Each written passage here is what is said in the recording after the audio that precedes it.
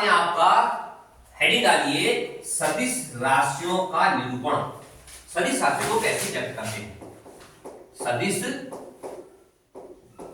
राशियों का निरूपण। इस सदिश राशियों को हम कैसे व्यक्त करते हैं, ठीक है। अब आप देखिए, पहले समझ लीजिए, पहली बात समझिए आप पहले। जैसे एक सदिश राशि में उदाहरण लिख रहा हूं, बल। क्या है? बल। और बल मैंने कहा आपसे कितना है? 5 न्यूटन। कितना है? 5 न्यूटन बल है। कितना है? 5 न्यूटन। अब मैंने इसको व्यक्त करना है, ठीक है। तो सदिश राशियों को व्यक्त करने के लिए एक सरल रेखा का प्रयोग करते हैं। किसका? सरल रेखा। देखो आप समझिए पहले। उसके बाद इसकी दिशा को सरल रेखा का सिद्ध व्यक्त करते हैं। अब मैंने आपसे कहा था सदिश राशि में क्या है? परिमाण भी है और दिशा भी है। अब दिशा को भी व्यक्त करना है। दिशा को व्यक्त करने के लिए एक एरो लगाते हैं। क्या लगाते हैं? एरो। बात क्लियर है?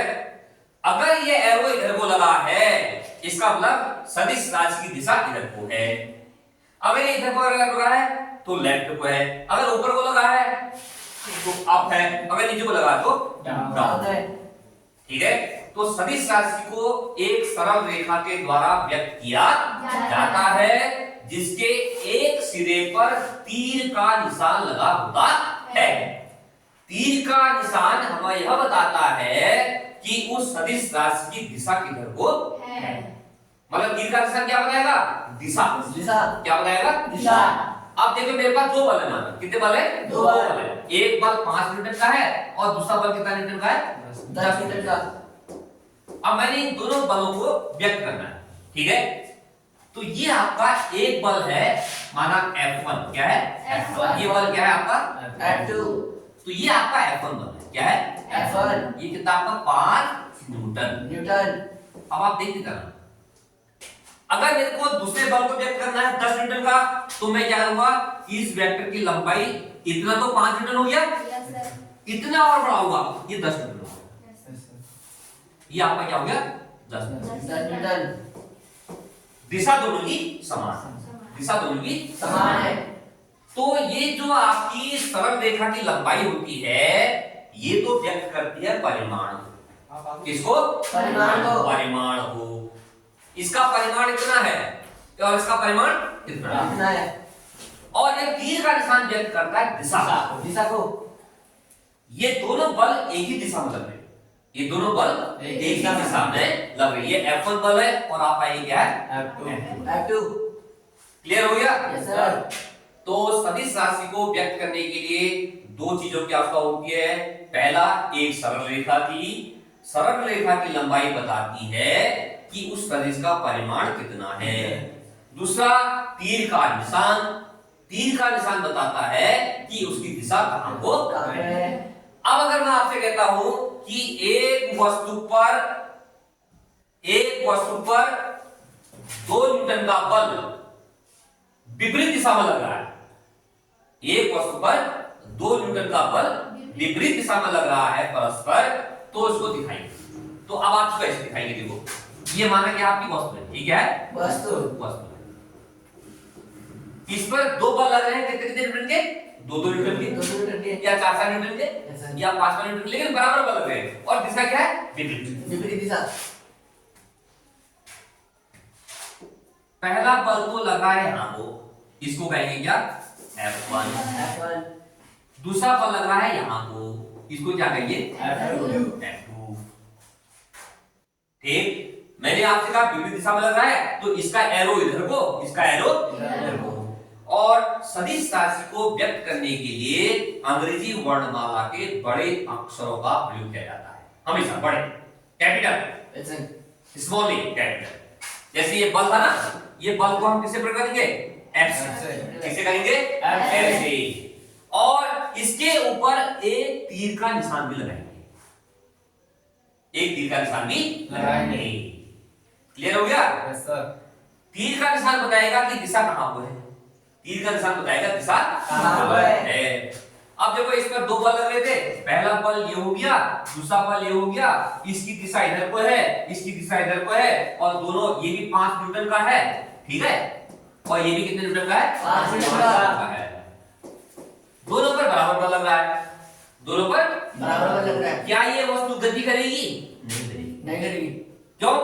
क्योंकि 5 न्यूटन का बल लेफ्ट को लग रहा है और 5 न्यूटन का बल राइट को लग रहा है। क्योंकि दोनों पर बराबर है इसलिए वस्तु गति नहीं करेगी।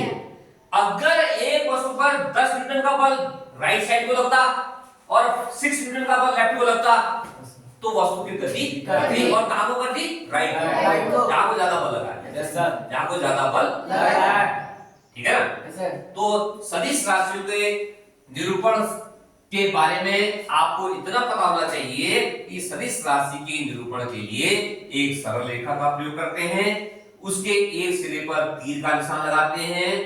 तीर का निशान बताता है कि सदिश की दिशा क्या है, और सरल रेखा की लंबाई बताती है कि उस सदिश का परिमाण कितना है, परिमाण कितना है।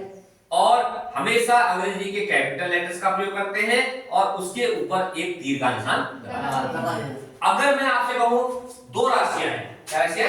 दो राशियां, एक राशि सदिश है, एक राशि अदिश है, तो माना एक राशि ए है, दूसरी राशि क्या है? बी है। मैंने कहा ए अदिश है, बी सदिश है, इसको दर्शाइए, तो आप ए के ऊपर तीर का निशान नहीं लगाएंगे, बी के ऊपर आप तीर का निशान लगाएंगे। क्लियर हो गया? Yes sir. अगर ये आ गया एग्जाम में, आ गया एग्जाम में, आ गया आपका कि आपको एग्जाम में ये कहा निम्न में से कौन सदिश है, हाथ मारना मतलब, निम्न में से कौन सदिश है। मैंने यहां पर लिखा ए बी सी डी और ई, ठीक है। और उसके बाद मैंने क्या किया, ए के ऊपर एरो लगाया, सी के ऊपर एरो लगाया। अब आप हाथ लगा, नाउ रेज योर हैंड। हाथ लगा करके मैं पूछने वाला हूं कि इसमें कौन सदिश है, कौन अदिश है। जिसको आगे हाथ लगा, हाथ लगा, अभी मैंने बताया सदिश राशि की पहचान और अदिश की पहचान बता दी मैंने आपको, ठीक है। अच्छा उठो, अब बताना कि इसमें सदिश राशियां कितनी है? 1 2 3 4 5, 2, सही है। अदिश राशियां कितनी है बताओ? हैं? 3, सही बोलिए। तुम बता दो सदिश राशियां कौन कौन सी है? सर ए और सर सी। गुड। ए और सी सदिश राशियां हैं और बी डी ई अदिश राशियां हैं। क्यों? ठीक है भाई? Yes sir. क्लियर है ना? Yes sir. बात क्लियर है? Yes sir. या फिर इसको रिपीट करूं?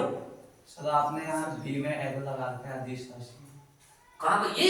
ओहो, ये तो मैंने आपको उदाहरण दिया ना सर आपने ये तो मैंने उदाहरण दिया ना आपको। ये हमेशा बी के ऊपर एरो थोड़ी लगेगा, सर आपने सर वो तो उदाहरण है। Yes sir. उदाहरण ए के बारे में हमको तो पता क्या है करके, है ना? सर सदिश राशियों के ऊपर तीर का निशान लगेगा, अदिश राशि के ऊपर तीर का निशान नहीं लगेगा। बस ये पहचानने का। और व्यक्त करने के लिए आप तीर का निशान लगाएंगे और अदिश के ऊपर तीर का निशान नहीं लगाएंगे। तो इसको जरा साफ नोट करिए, इसके छोटी-छोटी बातें। सदिश राशियों का निरूपण लिखिए, मैं बोलता हूं सदिश राशियों का निरूपण,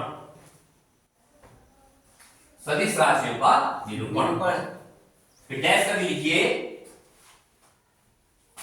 फटाफट लिखिए।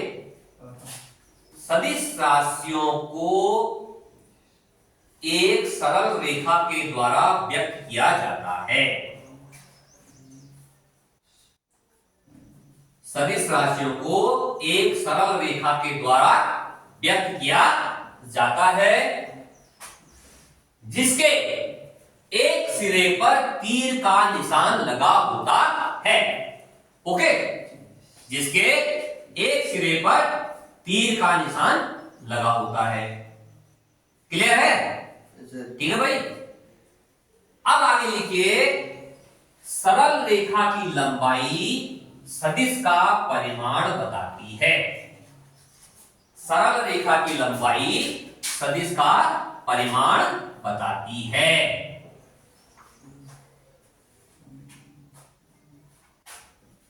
ठीक है,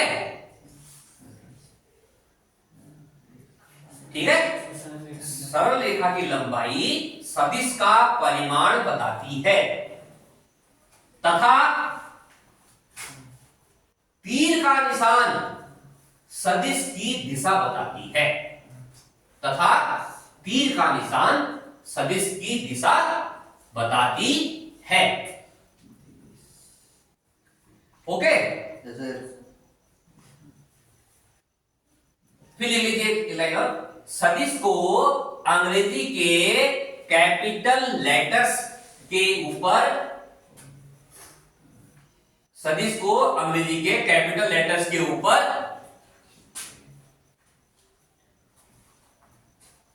तीर का निशान लगाकर व्यक्त किया जाता है या प्रकट किया जाता है। सदिश को कैपिटल लेटर्स के ऊपर तीर का निशान लगाकर प्रकट किया जाता है।